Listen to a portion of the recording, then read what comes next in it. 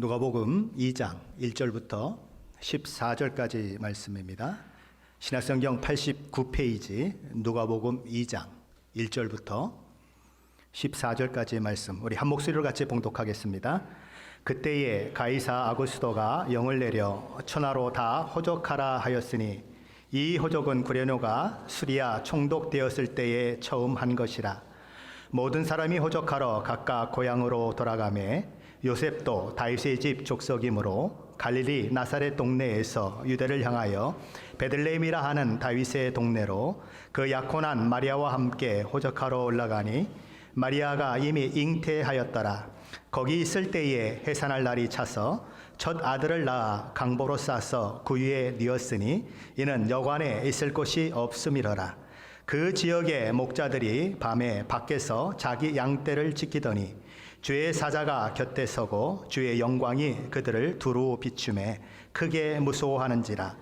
전사가 이르되 무서워하지 말라. 보라, 내가 온 백성에게 미칠 큰 기쁨의 좋은 소식을 너희에게 전하노라. 오늘 다윗의 동네에 너희를 위하여 구주가 나셨으니 곧 그리스도 주시니라.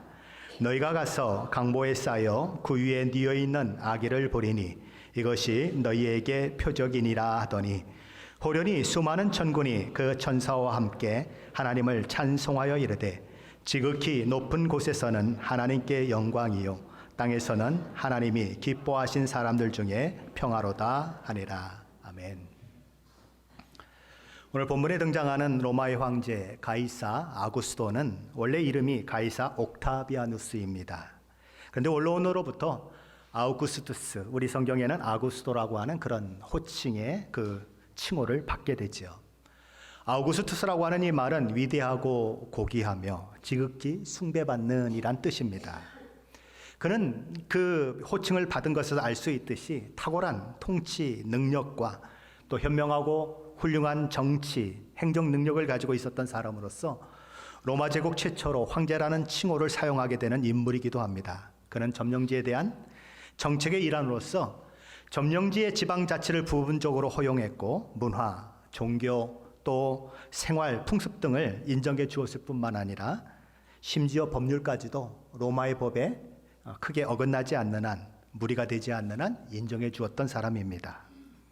이런 그의 정책 그리고 그의 통치로 인해서 로마는 전에 없었던 오랜 평화를 누리게 됩니다. 그래서 박스 로마니아 이런 말도 이렇게 있게 되죠. 자, 물론 그는 그렇게 선한 일만 또 좋은 일만 한 것은 아닙니다. 그의 양아버지인 율리우스 시저라고 하는 그 사람을 신격화해서 그를 기념하여 사원을 건립하게 함으로써 그를 신으로 받들도록 명령하고 그 일로 인하여 로마와 그의 식민지에 황제 숭배를 향한 그런 일들을 하게 만들었던 인물이기도 한 것입니다. 그런데 이 가이사 아구스도가 모든 로마의 지배를 받고 있는 지역에 인구 조사를 실시하도록 명령을 내리게 되는 것입니다. 그 목적은 군 복무 병력을 확보하거나 또 한 사람 한 사람 그 사람에게 세금을 먹여서 세금을 징수하도록 하는데 목적이 있는 것입니다. 이 인구조사는 구레노라고 하는 사람이 시리아 지역에 총독으로 있을 때 실시되었다고 오늘 성경은 얘기하고 있는데 우리 누가복음 2장 1절로 2절 말씀을 한번 같이 보시겠습니다. 그때에 가이사 아구스도가 영을 내려 천하로 다 호적하라 하였으니 이 호적은 구레노가 수리아 총독되었을 때에 처음 한 것이라. 여기 호적이라고 하는 말이 나오는데 이 호적은 헬라어 원어로 세금 징수를 위한 파피루스로 된 그런 공식 기록부를 가리키는 말인 것입니다. 이 기록부에는 성명, 직업, 재산, 가족관계 등을 기록하도록 되어 있었습니다. 인구조사는 모든 남자들에게 해당이 되었습니다. 그래서 모든 남자는 본적지로 가서 그곳에서 조사를 받아야 하는 것이지요. 나사렛에 살고 있었던 요셉과 마리아는 그런 이유 때문에 인구조사를 위해서 본적지인 베들레헴으로 가게 되는 것입니다. 요셉은 다윗의 후손이었어요. 그럼 다윗이 태어난 곳은 어디일까요? 모르셔서 대답을 안 하나요? 아니면 너무 쉬워서 대답을 안 하시나요? 다윗이 태어난 곳은 베들레헴입니다. 그의 증조모 룻이 보아스와 결혼해서 자녀를 낳은 곳도 어디냐면 베들레헴입니다. 그러니까 요셉의 본적을 해야 할 곳은 어디냐? 베들레헴이었다는 거죠. 그래서 베들레헴으로 가게 되는 것입니다. 나사렛에서 베들레헴까지 지금 고속도로로 달려도 무려 97마일을 가야 합니다. 당시에 나사렛에서 갈릴리 바다를 빙 돌아서 여리고 그리고 예루살렘을 거쳐서 베들레헴으로 가는 거리는 무려 143마일이 되었습니다. 하루에 걸어서 14마일을 갈 수 있다면 열흘 가야 하는 거리이고 2배로 28마일을 간다고 하면 5일이나 걸리는 긴 여정인 것입니다. 지금 마리아는 만삭 중이에요. 아기가 오늘 태어날지 내일 태어날지 모르는 그런 상황인 것입니다. 만일 로마 황제가 인구조사 명령을 내리지 않았다면 요셉은 결코 베들레헴으로 가지 않았을 것입니다. 그래서 어쩔 수 없이 만삭인 자기 아내 마리아를 데리고 베들레헴으로 가는 것입니다. 왜요? 황제가 인구조사를 명령했기 때문에 그런 것입니다. 표면적으로 보면 요셉과 마리아는 로마 황제의 인구조사 그 명령 때문에 나사렛이라고 하는 동네에서 베들레헴으로 옮겨가고 있습니다. 그러나 요셉과 마리아가 베들레헴으로 가는 진짜 이유는 거기에 있지 않습니다. 미가서를 통해서 하나님께서는 700여 년 전에 미리 예언하셨습니다. 그 예언이 성취되도록 그렇게 만드신 것이지요. 미가서 5장 2절은 이렇게 예언이 되어 있습니다. 베들레헴 에브라다야, 너는 유다 족속 중에 작을지라도 이스라엘을 다스릴 자가 네게서 네게로 나올 것이라. 그의 근본은 상고의 영혼에 있느니라. 미가 선지자라는 유대 고을 중에서 작은 고을에 불과한 베들레헴에서 유다 지파 다윗의 왕조를 이을 이스라엘의 다스릴 자가 나올 것이라고 그렇게 예언하고 있습니다. 그런데 그의 근본은 어디라고 얘기합니까? 그의 근본은 상고의 영혼에 있느니라. 우리 주님은 시간과 공간을 만드신 창조주 하나님이십니다. 그러나 그런 그분이 시간을 만드신 분이요 시간 바깥에 있으신 성자 하나님께서 시간 속으로 들어오신다는 말씀이에요. 창조주 하나님께서 피조물의 세계로 들어오신다는 말씀인 것입니다. 이 미가서에 예언된 말씀의 성취를 위해서 지금 누가 동원되고 있습니까? 그 당시 온 천하를 호령했던 로마 황제 아구스토가 동원이 되고 있고 시리아와 팔레스타인 지역을 실제적으로 통치했던 총독 구레뇨가 동원되고 있는 것입니다. 하나님은 우리 눈에 보이지 않는 분이에요. 때론 그래서 우리는 그분의 일하심을 잘 알지 못합니다. 너무 은밀하게 일하시기에 우리는 잘 알지 못해요. 우리 상황 속에서 하나님의 일하심이 잘 확인되지 않을 때가 있는 것입니다. 그러나 우리가 기억해야 하는 것은 하나님은 여전히 일하고 계신다는 것입니다. 역사를 당신의 섭리와 계획 가운데 이끌어 가신다는 거죠. 이 세상 어떤 역사도 어떤 권력도 하나님의 일하심을 방해할 수 없습니다. 로마의 황제도 시리아의 총독도 하나님의 뜻과 계획을 이루는 도구에 불과했다는 것입니다. 왜냐하면 하나님께서는 말 그대로 온 우주 모든 만물의 주인이시여 세상 역사를 주관하시는 주권자이시기 때문입니다. 하나님께서는 로마의 황제, 로마의 총독까지도 하나님의 일을 이루는 도구로 사용하셨어요. 그래서 하나님의 뜻을 이루시는 것입니다. 역사의 주관자는 로마 황제가 아니에요. 초강대국 미국의 대통령 트럼프가 아닌 것입니다. 하나님이세요. 하나님께서는 하나님의 사람을 위해서 모든 역사를 움직여 가시는 분이신 것입니다. 히스토리, 역사는 히즈 스토리입니다. 하나님의 이야기예요. 하나님께서 세상 모든 역사의 드라마의 각본을 쓰신 작가이신 것입니다.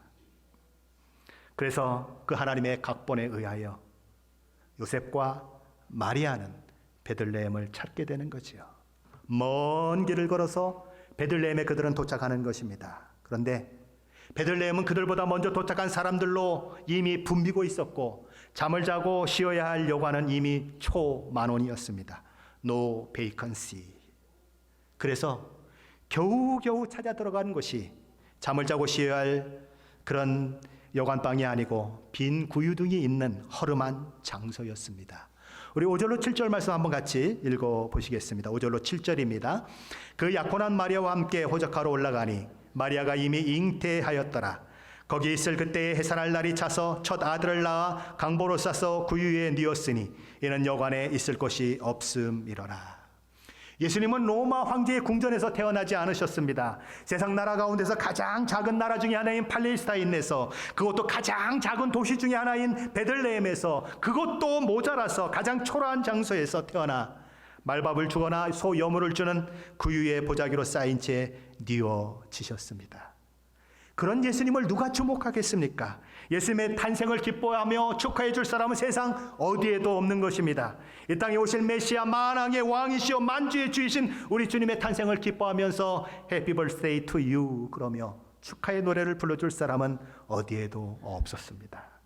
오죽하면 하나님께서 천사들을 동원해서 한밤중에 양을 치는 그 목자들에게 보내시고 내 아들이 태어났으니 가보라고 얘기하셨겠습니까? 목자들은 당시 가장 가난하고 비천한 사람들을 상징하는 사람들이었어요. 특별히 밤중에 양을 지키는 사람은 더 그들보다도 비천한 사람들이었습니다. 구유에 누이신 예수 그리스도, 밤중에 양을 치는 목자, 비천한 탄생과 비천한 사람들이 서로 연결되고 있는 거지요. 천사는 우리 주님의 나심을 전하면서 목자들에게 나타나 이렇게 얘기합니다. 10절로 12절 말씀인데 한번 같이 읽어보시겠습니다. 천사가 이르되 무서워하지 말라. 보라, 내가 온 백성에게 미칠 큰 기쁨의 좋은 소식을 너희에게 전하노라. 오늘 다윗의 동네에 너희를 위하여 구주가 나셨으니 곧 그리스도 주시니라. 너희가 가서 강보에 쌓여 구유에 뉘어 있는 아기를 보리니 이것이 너희에게 표적이니라 하더니, 그렇게 해서 아무도 예수님의 나심을 알지 못하고 축하하지 않는데 예수님의 탄생을 축하할 그 무리들이 생겨나게 되는 것입니다. 그리고 하늘에서는 천사들이 동원돼요. 아무도 해피 버스데이를 불러주지 않으니까 하나님께서 천사들을 동원해서 합창을 하게 만드십니다. 지극히 높은 곳에서는 하나님께 영광이요 땅에서는 하나님의 기뻐하신 사람들 중에 평화로다. 그렇게 하늘의 찬양이 울려 퍼지죠. 그렇게 예수님은 이 땅에 오시는 것입니다. 그렇다면 예수님은 왜 이 땅에 오셨을까요? 창조주시오 만물의 주인이신 우리 주님께서 왜 그렇게 비천한 모습으로 피조물인 인간이 되어서 이 땅에 오셔야만 했을까요? 예수님은 마태복음 20장 28절에서 당신께서 이 땅에 오신 이유를 인자가 온 것은 섬김을 받으려 함이 아니라 도리어 섬기려 하고 자기 목숨을 많은 사람의 대속물로 주려 함이니라 라고 말씀하셨습니다. 왜 오셨다고 하십니까?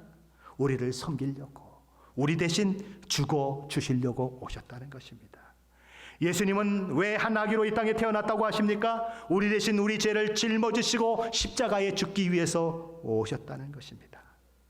세상에 어떤 아기가 죽을 것을 목적을 하고 오는 아이가 있겠습니까? 예수님은 죽을 목적을 가지고 이 땅에 태어나시는 것입니다.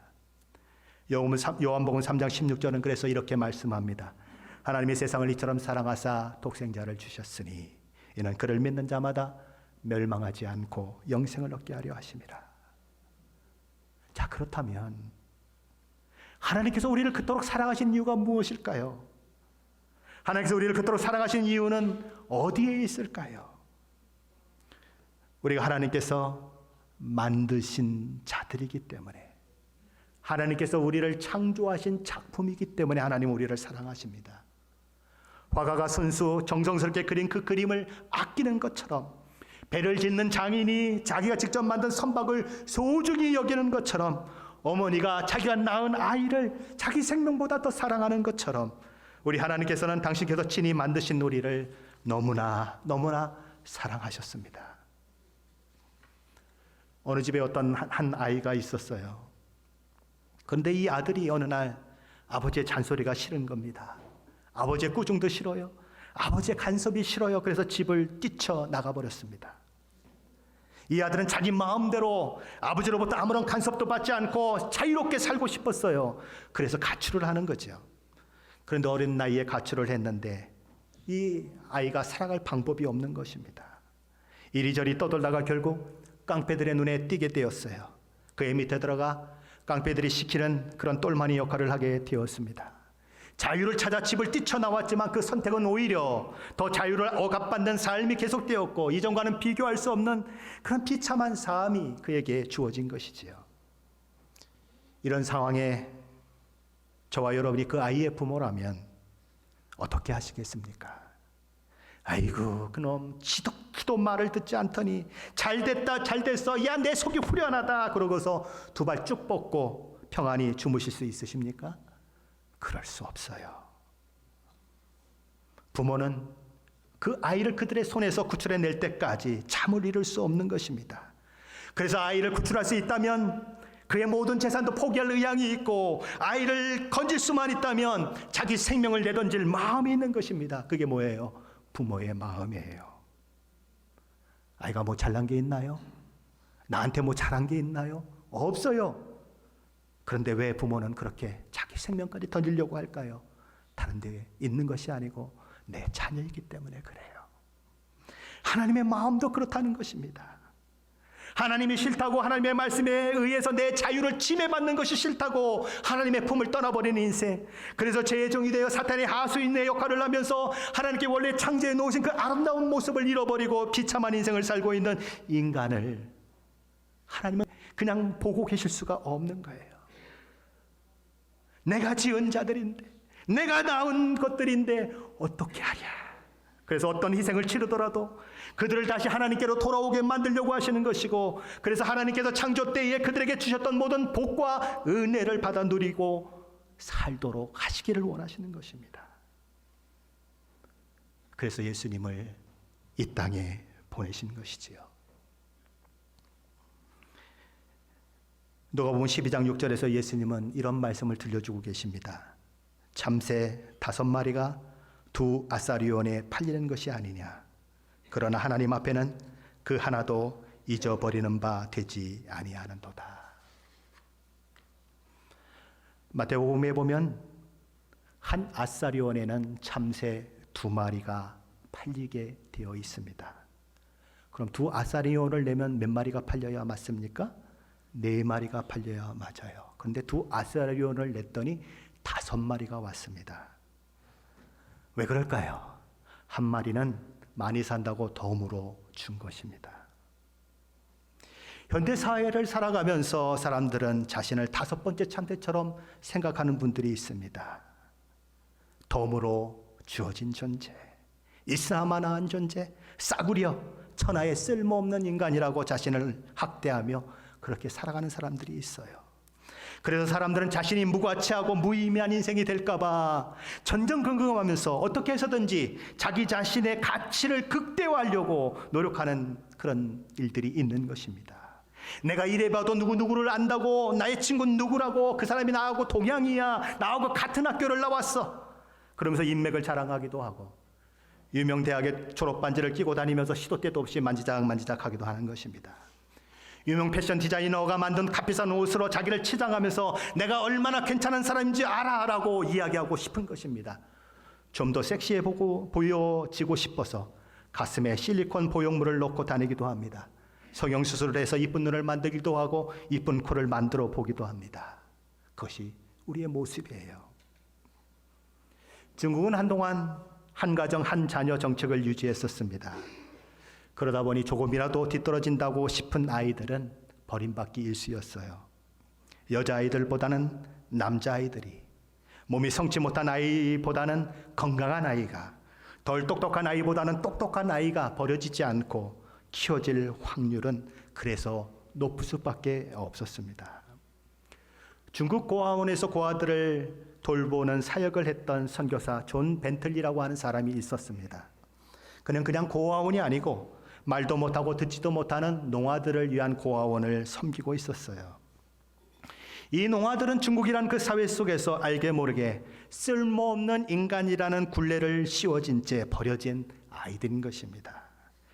이 존 벤틀리 선교사는 어느 날 그 고아원의 농아들에게 너는 특별하단다라고 하는 그림 동화책을 나누어 주었어요.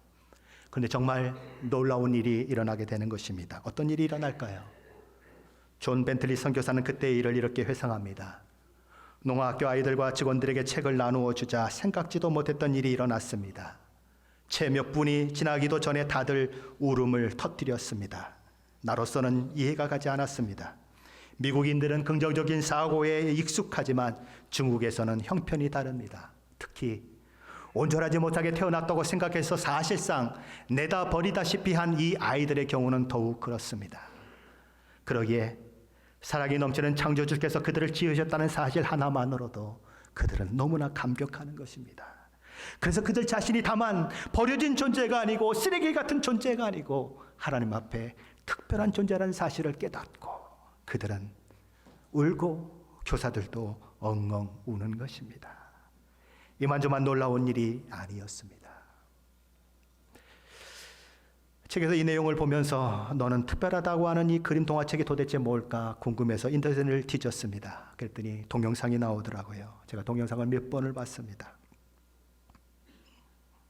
도대체 그 내용이 무엇이길래 그 농아 고아원 아이들과 직원들로 하여금 자신들이 다만 버려진 존재가 아니고 쓸모없는 자들이 아니고 하나님께서 자기 형상을 따라 창조한 특별한 창조물이라고 하는 사실을 깨닫게 하고 그들의 자존감이 회복되어 그렇게 감격해서 울 수밖에 없었는가 궁금했습니다. 그런데 이 동화책을 유튜브로 된 동화책을 보니까 나무 사람들이 나오는 마을을 배경으로 이야기가 전개됩니다.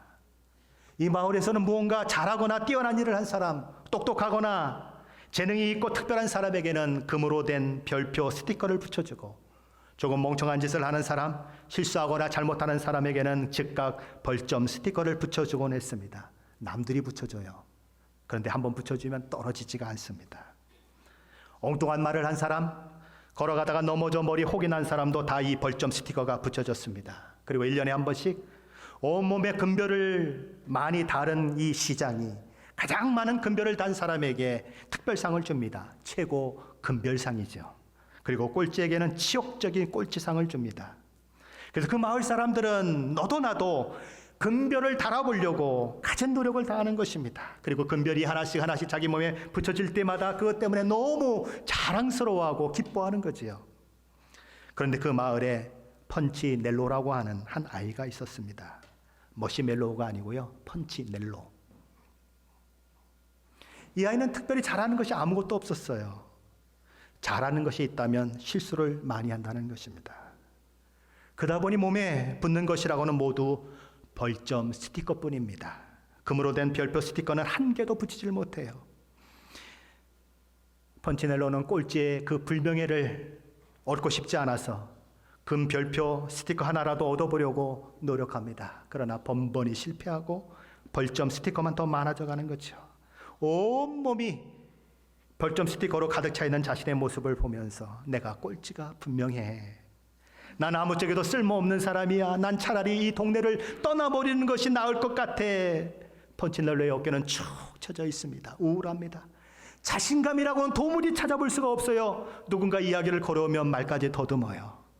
그런데 어느 날 이 펀치넬로가 루시아라고 하는 여자아이를 만납니다. 이 여자아이는 거인 엘리라고 하는 나무 목수를 늘 만나러 다니는 여자아이였습니다. 그런데 그의 몸을 바라보며 그는 너무 놀라는 것입니다. 이 루시아에게는 별표, 금 별표 스티커도 없고 별점 스티커도 없는 것입니다. 아니 너는 어떻게 금별 스티커도 없고 벌점 스티커도 없니? 그게 궁금하니? 너도 한번 엘리 목수를 찾아가 봐. 그렇게 얘기하죠. 근데 넬로는 자신이 없어요. 온몸에 벌점 스티커 투성이 있는 자기를 보고 엘리도 싫어할 것이라고 그는 생각하는 것입니다. 근데 시간이 가면 갈수록 자신의 삶이 고달퍼져요. 그래서 할 수 없이 그래 그래도 한번 가보자. 그러고 엘리를 찾아가게 되는 거지요. 마침내 펀치넬로가 엘리의 집에 도착했습니다. 작은 장난감처럼 작은 그들에 비해서 펀치넬로의 집은 거인의 집이에요. 그러니까 어마어마하게 큰 집인 것입니다. 들어가 보니까 나무를 자르는 큰 톱이 보입니다. 망치가 보여요. 송곳이 보여요. 갑자기 주눅이 들었어요. 아이고 무서워. 그래가지고 도망가려고 하는데 엘리가 그를 부릅니다. 펀치넬로야, 저를 아세요? 물론이지. 내가 너를 만들었거든. 엘리가 펀치넬로를 안게 안고 말합니다. 넌 참 벌점을 참 많이 받았구나. 아, 일부러 그런 게 아니에요. 나 정말 노력했다고요. 엘리가 말하죠. 괜찮아. 애야, 난 다른 나무 사람들이 널 어떻게 생각하는지 상관하지 않거든. 그리고 너도 그런 것에 신경 쓸 필요가 없단다. 누가 너에게 금별이나 별점을 붙이지? 너와 똑같은 나무 사람들이잖아. 다른 사람들이 널 어떻게 보는지는 중요하지 않단다. 중요한 것은 너 자신이 너를 어떻게 생각하는가 하는 거야. 난 내가 아주 특별하다고 생각한단다. 펀치넬로가 허탈한 웃음을 웃으면서 이렇게 말합니다. 제가 특별하다고요? 어째서요? 전 높이 뛰는 것도 못해요. 길을 가다가 잘 넘어져요. 잘생기지도 못했어요. 그런데 내가 어떻게 특별해요? 내가 널 만들었기 때문이지. 너는 내게 무척 소중하단다. 펀치넬로는 엘리가 무슨 말을 하는지 도무지 이해가 되질 않아요. 난 내가 오기를 날마다 기다리고 있었단다. 스티커가 전혀 붙지 않는 한 여자아이를 만났어요. 그래서 오게 된 거예요. 그래. 루시아를 말하는구나. 나 알고 있단다. 근데 왜 루시아한테는 스티커가 붙지 않죠? 그것은 루시아가 다른 나무 사람들의 눈을 신경 쓰지 않기 때문이란다. 사람들이 아니라 내가 어떻게 보는지가 더 중요하다고 생각하지. 스티커는 내가 그것을 너무 의식해서 붙는 거란다. 내가 그 표를 중요하게 생각할 때만 내 몸에 붙는 거야. 하지만 내가 나를 신뢰할수록 스티커는 신경을 쓰지 않게 되지. 무슨 말씀인지 잘 모르겠어요. 그래, 지금은 잘 이해가 되지 않을 거야. 그러나 나를 날마다 찾아오렴. 그러면 내가 너를 얼마나 사랑하는지 매일매일 말해줄게. 펀치넬로가 엘리의 집을 떠나갑니다. 근데 떠나가는 엘리를 향해서, 이 펀치넬로를 향해서 엘리가 큰 소리로 소리칩니다. 꼭 기억하렴. 내가 너를 만들었고 너는 특별하단다. 나는 잘못된 것은 만들지 않는단다. 밤길에 돌아가는 펀치넬로는 이렇게 자신을 향해 말합니다. 엘리, 저분이 진심으로 말하는 것 같아. 나를 특별한 사람이라고 이야기하는데 진심인 것 같아. 그러자 펀치넬로의 몸에 붙어있던 벌점 스티커 하나가 떨어졌습니다. 그 후로 펀치넬로는 매일매일 엘리를 만나러 가서 내가 너를 사랑한단다, 내가 너를 사랑한다고 하는 말을 듣게 됩니다. 그러면 그럴수록 별점 스티커가 하나씩 둘씩 사라져버리는 일들이 일어나지요. 에베소서 2장 10절에서 사도 바울은 이렇게 말씀합니다. 우리는 그가 만드신 바라. 그래서 예수 안에서 선한 일을 위하여 지으심을 받은 자니 이 일은 하나님이 전에 예비하사 우리로 그 가운데서 행하게 하려 하심이니라. 우리는 하나님께서 각자의 개성에 맞게 특별하게 만든 하나님의 작품이라는 것입니다. 우리는 하나님의 걸작품이라는 얘기예요. 우리의 가치는 우리가 얼마나 똑똑한가, 얼마나 많은 돈을 가지고 있는가, 얼마나 좋은 차를 타고 얼마나 좋은 집에 사는가, 얼마나 예쁘고 얼마나 멋진가, 얼마나 키가 크고 얼마나 날씬한가, 어떤 학교를 나왔는가, 어떤 직장을 다니고 있는가 하는 것에서 결정되지 않는다는 것입니다. 그것은 다 나무나라 사람들이 그토록 붙이기를 원했던 금 스티커에 불과하다는 것입니다. 하나님은 저와 여러분이 이 세상에 존재하는 것만으로도 존귀하고 특별하다고 말씀하세요. 저와 여러분을 향해 너는 내 사랑하는 아들이요 내 딸이라고 말씀하십니다. 하나님께서 저와 여러분을 얼마나 귀히 여기시고 저와 여러분을 얼마나 사랑하시는지 이 성탄에 내가 내 아들 예수를 이 땅에 보낸 것으로 확인하라고 말씀하십니다. 저와 여러분의 허물을 지고 십자가에 죽기까지 그렇게 하는 그 일을 위하여 아들을 너희에게 보낸 내 마음을 기억하라고 말씀하십니다. 우리는 결코 하찮은 사람들이 아니에요. 하나님께서 특별히 사랑하는 특별한 사람들인 것입니다. 하나님의 아들 예수님과 맞바꿀 만큼 예수님 자리가 저와 여러분이에요. 하나님께서는 우리를 향해 오늘도 말씀하십니다. 아들아, 딸아, 내가 너를 사랑한다. 내가 너를 얼마나 사랑하는 줄 아니. 내 아들 예수를 마리아의 몸에서 태어나게 할 정도로, 내 대신 내 아들을 십자가에 못 박을 정도로 내가 너를 사랑한단다. 금별표 스티커가 몇 개 다른 것, 그것으로 내가 평가되지 않는단다. 벌점 스티커 몇 개 내가 가지고 있다고 그것으로 내 가치가 결정되지 않는단다. 너의 가치는 내가 너를 얼마나 사랑하는지에 달려있다. 내가 너를 얼마나 가치 있게 여기는지, 예수를 보낸 내 마음을 보고 깨달아라. 그것이 성탄을 통해 저와 여러분에게 말씀하시는 하나님의 말씀인 것입니다. 우리는 하찮은 사람들이 아니에요. 600만 불의 사나이가 아니에요. 10억 불짜리의 그런 사람들이 아니에요. 하나님의 아들을 십자가에 죽게 하기까지 예수 그리스도 짤이에요. 여러분의 마음 가운데 어떤 생각들을 가지고 계십니까? 어떻게 살고 계십니까? 무엇을 가지고 여러분의 가치를 인정하고 계십니까? 저와 여러분은 예수님 짤이에요. 하나님이 예수님과 저와 여러분을 맞바꿀 만큼 그렇게 사랑스럽고 그렇게 특별한 사람들이에요. 이 성탄에 그것을 잊지 말고 살아가시며 하나님 앞에 마음껏 찬양하시는 제가 되고 여러분이 되시기를 예수 그리스도 이름으로 간절히 축원합니다. 기도하십시다.